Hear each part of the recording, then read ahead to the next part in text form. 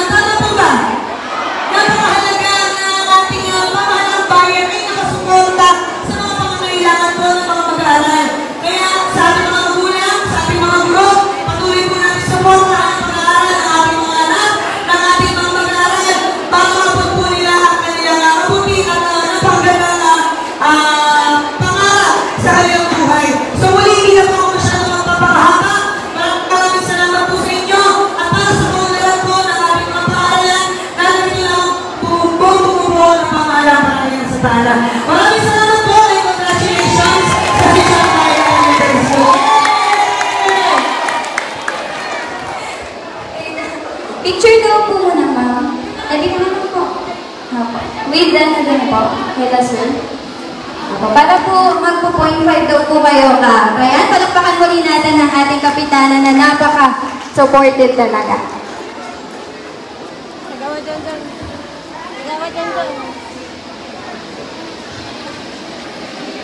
Sir, ano gawin kasama po?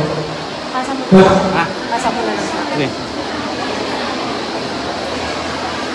Sir, ano gawin? Paging.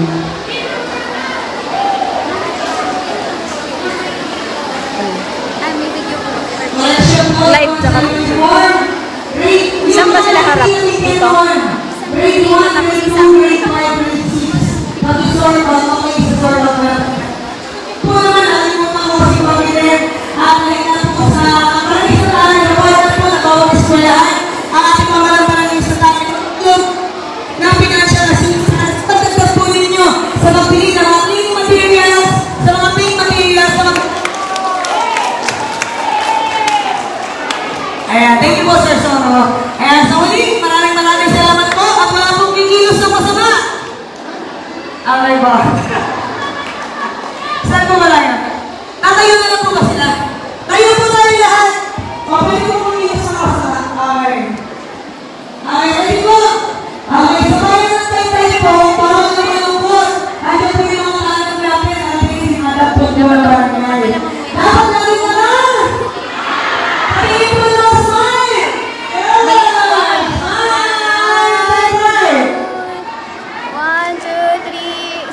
1, 2,